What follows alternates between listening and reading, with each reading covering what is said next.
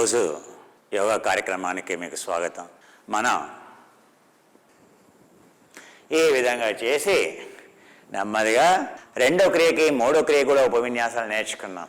నెమ్మదిగా శ్వాసను పీల్చుకొని నెమ్మదిగా శ్వాసను వదిలేస్తూ చేతిని నెమ్మదిగా కిందకి నాలుగో క్రియలో తీసుకోవాల్సినటువంటి జాగ్రత్తలు. ఇలా కాళ్ళని ఫ్రీ చేస్తూ నాలుగో క్రియ ఏంటి? మనం చతురంగ దండాసనం, చతురంగ సేతుబంధనాసనం చేస్తాం. ఈ విధంగా దీన్ని ఏమంటాం? దీన్ని చతురంగ దండాసనం అని అంటాం. ఈ చతురంగ దండాసనం చేసి నెమ్మదిగా చతురంగ సేతుబంధనాసనంలోకి మనం ఇలా వెళ్తున్నాం. సో ఈ విధంగా ఇక్కడ కూడా ఎవరికైతే కాన్స్టిపేషన్ ప్రాబ్లం ఉంటుందో వాళ్ళకి నడుము నొప్పి ఉంటుంది, లేదా మెన్స్ట్రస్ సైకిల్ ఉంది, ఋతుక్రమం జరుగుతోంది, అప్పుడు పొట్ట టైట్గా ఉంటుంది, అప్పుడు వీళ్ళ ఆసనాన్ని వెతకడం కష్టం. అప్పుడు మీరు కొంచెం ఇలా చేస్తే చాలు. సో ఎంత పైకి వెళ్ళాల్సిన అవసరం కూడా లేదు, ఎంత పైకి వెళ్ళగలిగితే అంత పైకి. అందుకని ఋతుక్రమంలో చేయకపోవడం మంచిది, అవునా? సో అలాగే నడుము నొప్పి ఉన్నవాళ్ళు వాళ్ళ యొక్క నడుము నొప్పిని బట్టి, ఒకవేళ నొప్పిగా ఉంది చేయకూడదు, నొప్పి లేదు చక్కగా ఈ విధంగా చేయవచ్చు. మరి నడుము నొప్పి ఉంది, నేను ఈ విధంగా నాకు నడుము వస్తుంది, మరి వేరే మార్గం ఉందా? దీన్ని ఏమనుకున్నాం? చతురంగ సేతుబంధనాసనం, త్రయంగ సేతుబంధనాసనం చేయొచ్చు. త్రయంగ సేతుబంధనాసనం ఏంటి? ఇలా భుజాలని ఫ్రీ చేసుకొని నడుముని ఈ విధంగా ఫ్రీ చేసుకొని నెమ్మదిగా ఇలా ఒరిగి మళ్ళీ నెమ్మదిగా మెడని ఫ్రీ చేసుకొని దీన్ని ఉపవిన్యాసంగా ఎవరైనా సాధన చేయొచ్చు. ఇది ఎవరైనా చేయొచ్చు. నడుము నొప్పి ఉన్న వాళ్ళు ఈ విధంగా చేయాలి. చక్కగా మోకాలని ఈ విధంగా, నడుము నొప్పి ఉంది ఇలా ఎత్తగానే నడుముని ఆసనాన్ని ఇలా ఎత్తగానే ఈ మోకాలని ఎడమ వైపుకి కుడివైపుకి విధిగా జరపాలి. అప్పుడు మీ నడుము రిలాక్స్డ్గా ఉంది. అయినా నడుము నొప్పి ఉంది, ఇలా కింద ఏదైనా పెట్టుకోవాలి, కింద దిండు పెట్టుకోవాలి. ఇలా పెట్టుకుని ఇలా మోకాల్ని అటు ఇటు అంటే మీ నడుము తొందరగా స్వాంతన చేకూరుతుంది. ప్రాప్ అని అంటాం, బ్రిక్ కానీ, లేకపోతే ఇలా మీ దిండు ఇలాగా ఉండేటువంటి దిండు ఉంటుంది. సో ఇలా మడిచి, అవునా, ఇలా మడిచి ఇది మీ నడుము కిందకి వచ్చేలా చూసుకోవాలి. చూడండి ఇలా. ఇప్పుడు నా నడుము పైకి చూసారా? మీ నడుముకి హాయిగా ఉంటుంది. చూసారా? ఇలా ఉంచి ఏం చేయాలి ఇక్కడ? సో నెమ్మదిగా మీ మోకాల్ని ఇలా ఫ్రీ చేసుకోవాలి. ఇంకా కొంచెం ఎత్తుగా ఉండాలి, ఇంకో దిండు దీని కింద పెట్టుకోండి. అప్పుడు నడుము లేస్తుంది, ఆటోమేటిక్గా సేతుబంధనాసనం అవుతుంది. ఇవన్నీ కూడా చికిత్సా క్రమంలో చేయాలి. ఎవరికైతే సమస్య ఉందో వాళ్ళు ఏం చేయాలి? ఆసనాన్ని చికిత్సా క్రమంలో చేయాలి. చికిత్సా క్రమంలో చేయటం వల్ల ఆ సమస్య దూరం అవుతుంది. అంతేగాని నాకు నొప్పి వస్తుంది, ఆ నొప్పి వల్ల నాకు సమస్య పోతుంది, నొప్పి వల్ల సమస్య పోదు, నొప్పి వల్ల సమస్య పెరుగుతుంది. ఎందుకని? నొప్పి ఎందుకు వచ్చింది? సమత్వం, స్థిరత్వం, సుఖం, ఆసనం అని పతంజలి చెప్తున్నాడు. అంటే ఏంటి? అసమానత్వం, అస్థిరం, దుఃఖం, ఆసనం. దుఃఖం ఎందుకు వచ్చిందయ్యా? అస్థిరత్వం వల్ల. స్థిరత్వం లేకపోవడం. ఎందుకు స్థిరత్వం లేదు? అసమానత్వం వల్ల. అందుకనే చికిత్సా క్రమాన్ని ఎక్కడ ఉపయోగించుకోవాలి? ఎప్పుడైతే వ్యాధి ఉంటుందో నువ్వు యోగాని, ఆ వ్యాధిని, ఆ సమస్యను అధిగమించడానికి చికిత్సా క్రమంలో మాత్రమే యోగా చేయాలి. అందుకే చికిత్సా క్రమంలో యోగా ఎలా చేయాలో మొదలు నువ్వు నేర్చుకోవాలి. సో ఆ విధంగా ఎలా చేయాలో మీకు చూపెట్టాను. అవును, సేతుబంధనాసనాన్ని మీకు ఒకవేళ నడుము నొప్పి ఉంటే ఎలా చేయాలి? సేతుబంధనాసనం చేయకూడదండి, అలా ఏమీ లేదు. అయ్యంగారు చాలా ఫేమస్ అందుకే. ఎందుకని?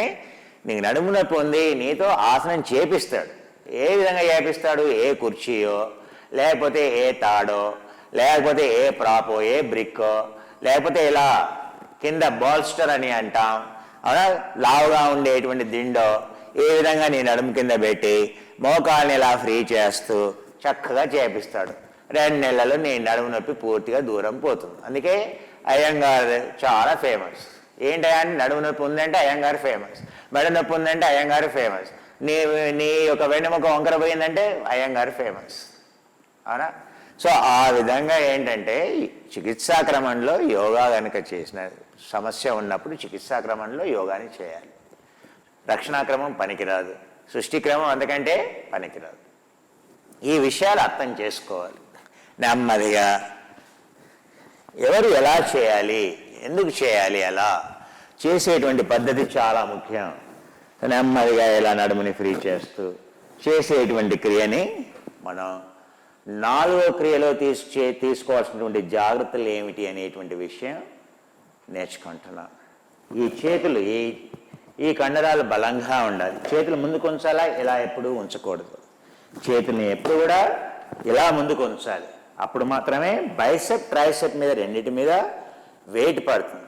మీరు ఇలా పెట్టారు, మొత్తం వెయిట్ అంతా ట్రైసెప్ మీద పడుతుంది. ఆ ట్రైసెప్ అనేది లాగుతుంది, అప్పుడు టేర్ వస్తుంది ఇక్కడ, అప్పుడు భుజం దెబ్బతింటుంది.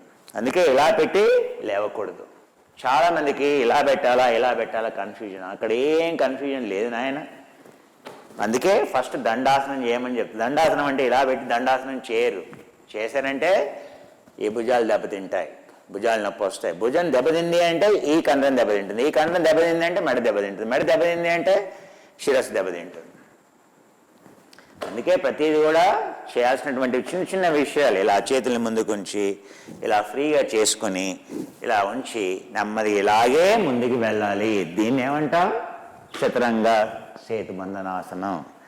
ఇది చాలా అద్భుతమైనటువంటిది. ఇది రక్షణా క్రమంలో అయితే ఇలా ఉంటాం. అక్కడ ఏకం ద్వేనం త్రీణం చతురం పంచమ షడమం సప్తమం. మళ్ళీ వెనక్కి, మళ్ళీ భుజాన్ని ఫ్రీ చేసుకోవాలి, మళ్ళీ ఎలా వెనక్కి వెళ్ళాలి. ఈ విషయాలన్నీ మనం నేర్చుకున్నాం. ఇలా ఫ్రీ చేయాలి, మళ్ళీ ఆ తదుపరి ఏం చేయాలి, మళ్ళీ ముందుకెళ్ళాలి, మళ్ళీ ప్రిపేర్ చేయాలి, మళ్ళీ ఇలా వెళ్ళాలి. కాళ్ళని ఇలాగే ఉంచాలి, ఇలా దగ్గరగా తీసుకురాకూడదు. ఇలా ముందుకు ఉంచాలి, ఇలా ముందుకెళ్ళాలి, ఇలా లేపాలి. ఎవరికైనా నడుము నొప్పి ఉంది, కాళ్ళు టైట్గా ఉన్నాయి, బాగా వాకింగ్కి వెళ్ళలేవు, నువ్వు ఇలా లేవలేవు, కష్టం. అటువంటిప్పుడు ఏం చేయాలి? కాళ్ళని కొంచెం దగ్గరగా లాగాలి ఇలా. అప్పుడు ఎవరికి ప్రోస్టేట్ ప్రాబ్లం కానీ హర్నియా ప్రాబ్లం ఉన్న వాళ్ళు ఏం చేయాలి? ఇలా వెళ్ళకండి, ఏం చేయండి? కాళ్ళని దగ్గరగా మొదలు లాక్కోండి. ఇలా లాగి కంపెన్సేషన్, కాళ్ళని దగ్గరగా లాగి ఇప్పుడు నెమ్మదిగా లేవండి. అప్పుడు మీకు భారం పడదు. ఇది ఎవరికి? చికిత్సా క్రమంలో చేయాల్సినటువంటి వాళ్ళకి. హర్నియా, హైడ్రోజిల్, ఆ తర్వాత ప్రోస్టేట్ ప్రాబ్లం ఉన్న వాళ్ళు ఆ విధంగా చేయాలి. అదే మీకు పీసీఓడి ప్రాబ్లం ఉంది, గర్భాశయంలో గడ్డలు ఉన్నాయి, అటువంటిప్పుడు ఇలాగే చేయాలి. ఇలా చేయడం వల్ల ఏమవుతుంది? అక్కడ రక్త ప్రసరణ పెరుగుతుంది. ఎండోమెట్రియన్ థిక్నింగ్ అంటాం. గర్భాశయం గోడలు లావుగా ఉన్నాయని అంటాం, అవి పలచబడాలి. దానికి ఇలాగే చేయాలి. దానికి ఇలా దగ్గరగా పెట్టి చేయకూడదు. సో ఎవరు చేయాలి, ఎవరు చేయకూడదు అనేటువంటి విషయం బోధపడాలి. ఇలా 7 కౌంటు, మళ్ళీ 14 కౌంటు, 21 కౌంట్ వరకు కూడా ఉండొచ్చు. అదే సృష్టిక్రమంలో అయితే అనుకోవడం. సృష్టిక్రమం అంటే పర్ఫెక్ట్గా రక్షణాక్రమం చేయగలిగితేనే సృష్టిక్రమంలోకి వెళ్ళాలి. రక్షణాక్రమంలో ఇందులోనే మీకు ప్రాబ్లం ఉంది, ఇందులోనే వెళ్ళలేకపోతున్నారు, ఇందులోనే ఉండలేకపోతున్నారు, అప్పుడు సృష్టిక్రమం చేయకూడదు. సృష్టిక్రమం అంటే ఏంటి? ఇలా ఏకం ద్వేనం త్రీణం చతురం పంచమం షడమం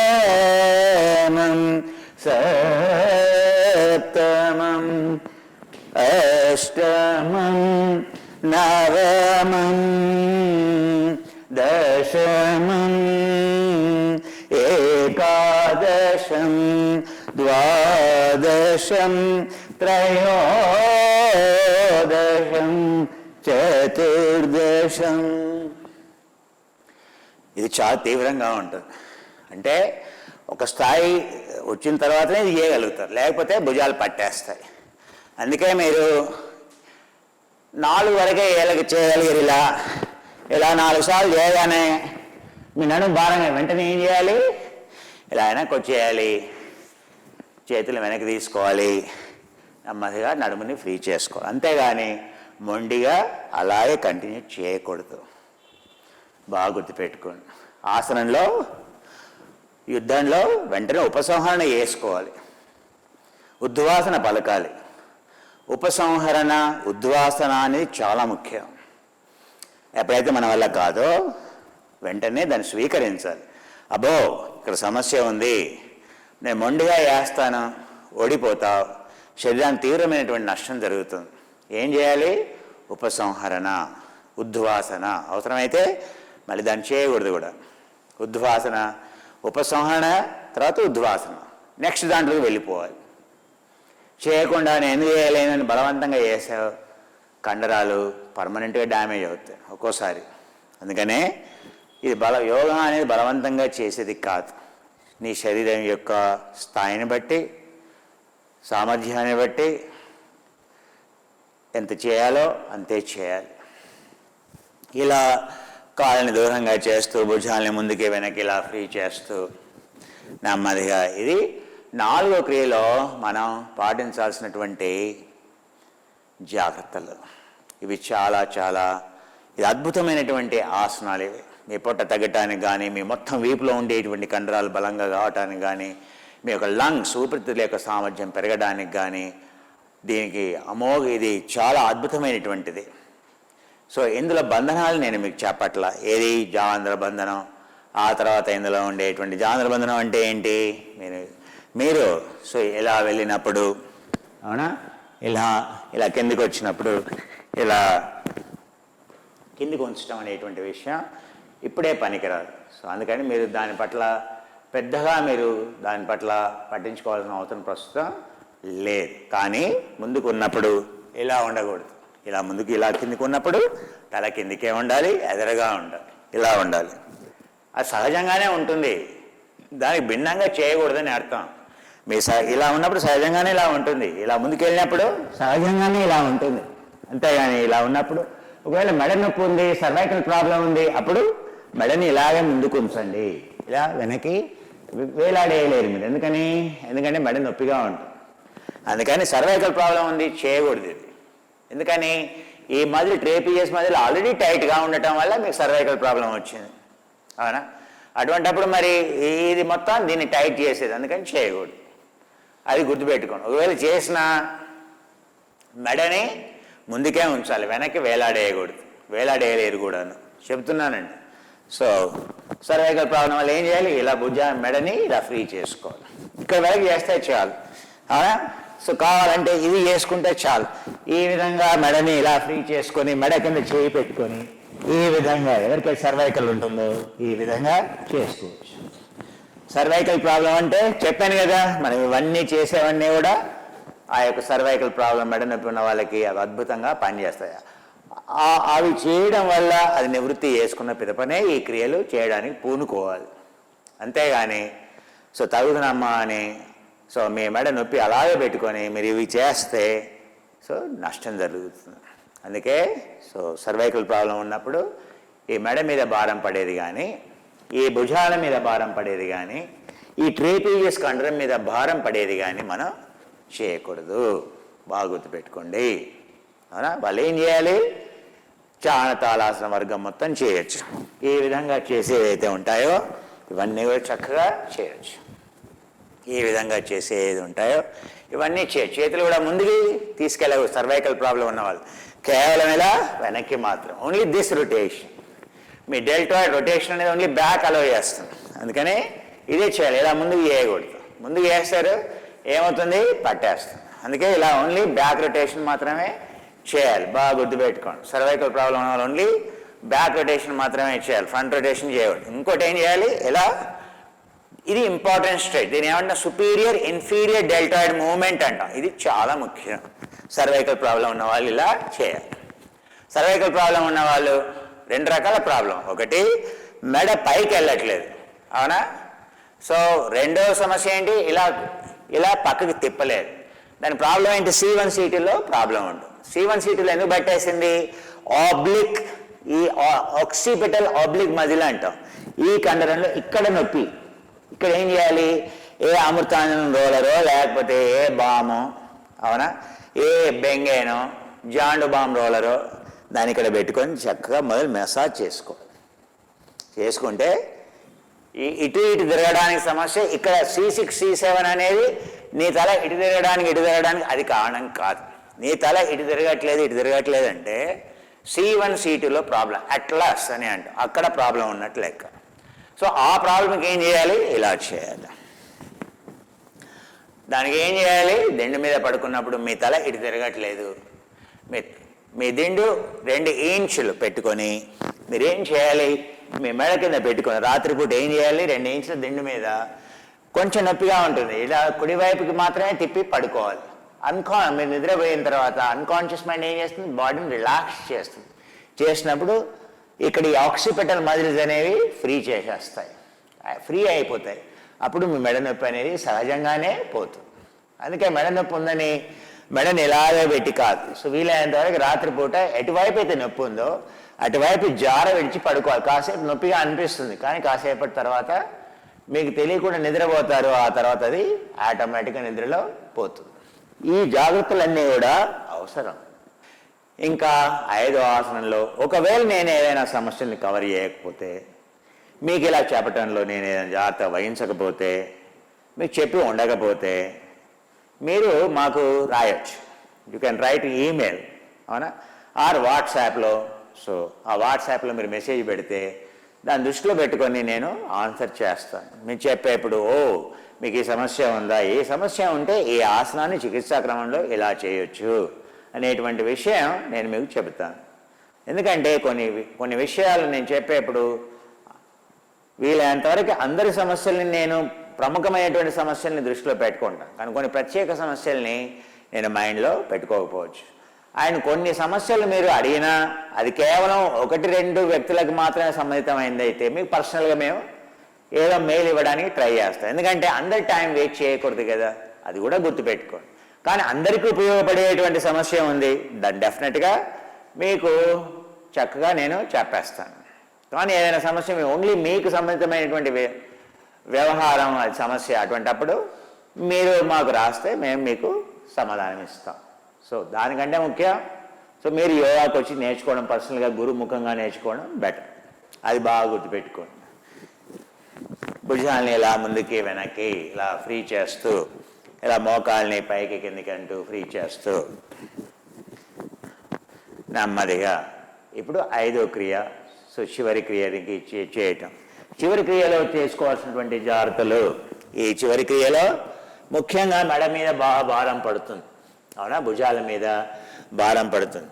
ఆ భారం పడకూడదని అంటే ఏం చేయాలి, మీ బరువంతా కాలి మడమ మీద ఉండాలి. చాలామంది ఏం పొరపాటు చేస్తారో తెలుసా అండి, అధోముఖ శ్వానాసనం అంటే పర్వతాసనం అంటాం. చాలామంది తప్పు చేస్తారు. ఏం చేస్తారు, ఇలా కాలు ఎత్తి ఇలా చేస్తారు, ఇలా కాలు మడమ ఎత్తారు అంటే మీ భారం అంతా ఎక్కడ పడిందయ్యా, భుజాల మీద పడింది, మెడ పట్టుకుంటాం. సో విధిగా ఎలా వెళ్ళాలి అధోముఖ శ్వానాసనంలోకి, మీకు నడుము నొప్పి ఉంది, మీకు మెడ నొప్పి ఉంది, చేయకపోవడం బెటర్.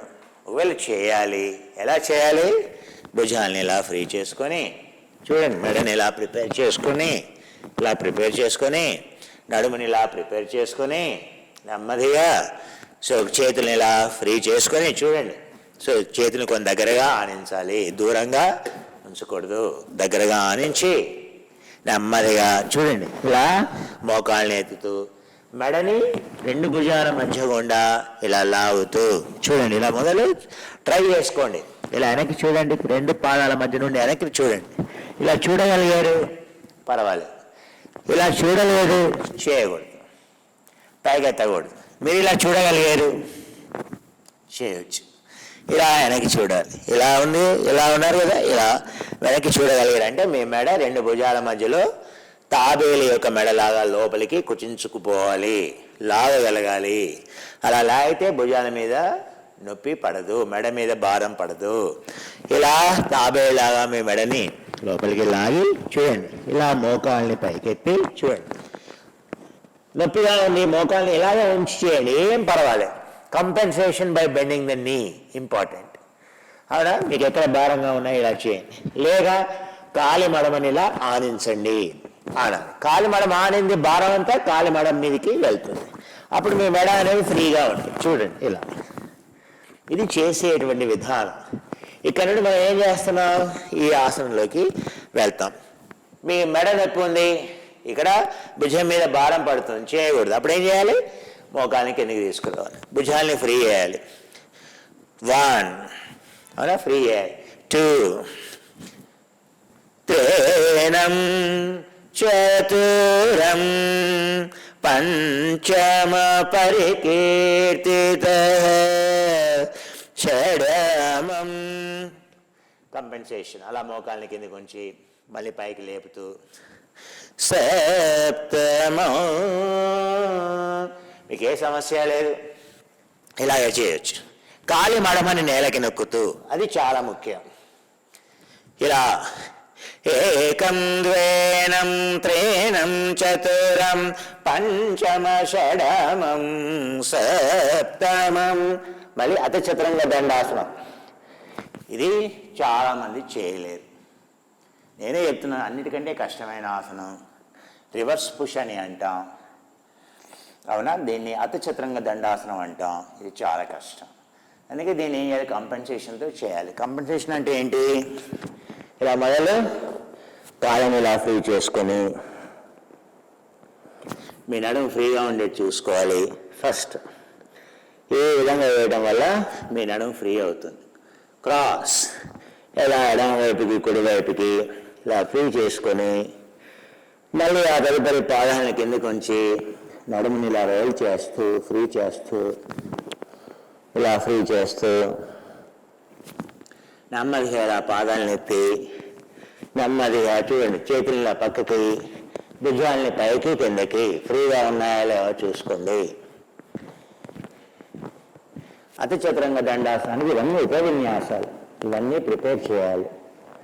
ఆ తర్వాత అతి చతురంగ దండాసనం నడుము నొప్పి ఉంది, మీరు ఏం చేయాలి, అతి చతురంగ దండాసనం చేయలేదు నడుము నొప్పి ఉంటే అప్పుడు ఏం చేయాలి, ఇలా పాదాలను కిందికి ఇలా ఉంచి నడుముని కొంచెం ఇలా నెట్టి చేయండి పైకి, ఇలా ఎడమ వైపుకి ఇలా కుడి వైపుకి రోల్ చేయాలి. దక్షిణ అష్టాంగ నమనం అంటాం, వార అష్టాంగ నమనం అంటాం. ఇలా ఎడమ వైపుకి కుడి వైపుకి ఇలా ఫ్రీ చేసుకోవాలి. అలా ఫ్రీ చేసుకుని మళ్ళీ ఇప్పుడు మీరు రెడీ అయ్యారు. ఇప్పుడు నెమ్మదిగా ఏం చేయాలి, పాదం యొక్క ముందు భాగాన్ని ఆనించి నెమ్మదిగా ఏకం ద్వేనం త్రీణం ఇలా పైకెత్తుతూ కిందికి దింపుతూ ఎక్కువ భారాన్ని మోయకుండా కంపెన్సేషన్తో చేయాలి. చతురాణం పంచేణం షడమం సప్తమం. మీరు చేయగలరు. ఇక్కడ నుండి ఇలా వెళ్ళిపోవాలి, ఇక్కడే ఉండాలి, గాల్లో ఉండాలి. ఏకం ద్వేనం త్రీణం చతుర్థం పంచమ షడమం సప్తానాం. ఎవరైతే చేయగలరో అలా వెళ్ళాలి. దీన్ని ఊర్ధ్వస్వానాసనం అంటాం. ఎవరైతే నడుము నొప్పి ఉంటుందో డైరెక్ట్ ఊర్ధ్వస్వానాసనంలోకి వెళ్ళకూడదు. ఇక్కడ నుండి ఏం చేయాలి, ఇలా వేసాం చేసిన తర్వాత ఏం చేయాలి, మళ్ళీ చేతులను ముందుకు వేసి ఇలా ఫ్రీ చేసుకుని, ఎవరైతే చేయలేరో వాళ్ళు ఏం చేయాలి, నడుము నొప్పి ఉన్న వాళ్ళు ఏం చేయాలి అనేటువంటి విషయం మీకు చెప్తున్నాను. వాళ్ళు ఈ క్రియని ఎలా చేయాలి, మళ్ళీ చేతులను ఇలా ఉంచుకొని చూడండి, కాలం దగ్గరగా ఫస్ట్ పాదాల పైనే ఉంచాలి, నెమ్మదిగా ఇలా ఎత్తగలిగితే ఎత్తండి. ఇది కూడా ఎత్తలేరు, అటువంటి అప్పుడు ఇంతవరకే పర్మిటెడ్. చేతుల్ని ఇలా ముంజేతుల్ని ఆనించి ఉపబాహు మీరు చేసేటువంటి నిరాలంబనాసనం అని అంటాం. ఇది చేయొచ్చు, ఇంతవరకు పర్మిటెడ్ మీకు. ఇది శుభ్రంగా భుజాన్ని ఇలా ఫ్రీ చేస్తూ చేయొచ్చు. ఇక్కడ మీరు కావాలంటే లేపొచ్చు. దీని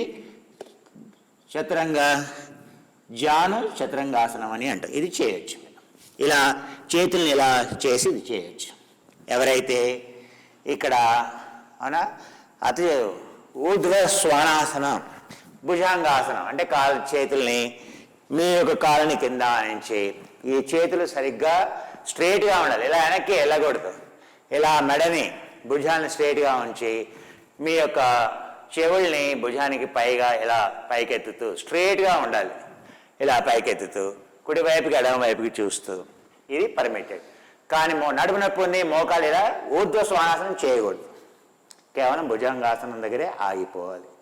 సో ఇలా నెమ్మదిగా మరి వెనక్కి ఎలా వెళ్ళాలి, అధోముఖ శ్వాసంలోకి ఎలా వెళ్ళాలి, కాల్ని ఇలా మడిచి ఈ కాల్ని ఇలా మడిచి నెమ్మదిగా ఇలా వెనక్కి వెళ్ళాలి.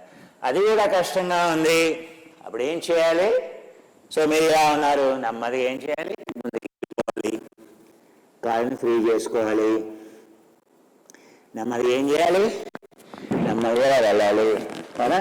చేతులు ఇలా ఉంచాలి, చూడండి ఇలా ఉన్నారా, ఇలా నడుమును వెనక్కి నెట్టాలి, నెమ్మదిగా వెనక్కి వెళ్ళాలి, బాలాసనం చేయాలి, ఆ తర్వాత అర్ధశ్వాసాసనం చేయాలి, ఆ తర్వాత మార్జాలాసనం చేయాలి. ఎవరికైతే నడుము నొప్పి ఉంటుందో వాళ్ళు ఎలా ఆసనం నుండి బయటికి రావాలి, అవునా? ఇక్కడ నుండి ఎలా రావాలి, ఇక్కడ నుండి ఎలా రావాలి, ఇలా రావాలి, నెమ్మదిగా నడుముని ఇలా వెనక్కి, నెమ్మదిగా తలని కిందకి, నడుముని ఇలా వెనక్కి వచ్చేటువంటి పద్ధతులు. ఆసనంలోకి ఎలా వెళ్ళాలి, ఆసనంలో నుండి ఎలా బయటికి రావాలి, సమస్య ఉన్నప్పుడు ఎలా వెళ్ళాలి, సమస్య ఉన్నప్పుడు ఎలా బయటికి రావాలి, ఆరోగ్యంగా ఉన్నప్పుడు ఎలా వెళ్ళాలి ఆసనంలోకి, ఆరోగ్యంగా ఉన్నప్పుడు ఆసనం నుండి ఎలా బయటికి రావాలి. నేను ఆరోగ్యంగా ఉన్నాను, నాకు ఇవన్నీ అవసరం లేదు, అవునా? ఇక్కడ ఇక్కడ ఇక్కడ ఏకం ద్వేనం చతురం పంచమ షడమం సప్తమ, ఏకం ద్వేనం త్రీణం చతురం పంచమ షడమం సప్తమం, ఏకం ద్వేనం త్రీణం చతురం పంచమ షడమం సప్తమం, ఏకం ద్వేనం త్రీణం చతురం పంచమం షడమం సప్తమం, ఏకం ద్వేనం. ఇలా చేస్తూ చేయటమే. చికిత్సా క్రమంలో ఎలా చేయాలి అనేటువంటి విషయాలు మీకు తెలియజేయడం జరిగింది. ఈ విషయాలు అనేవి చాలా ముఖ్యం.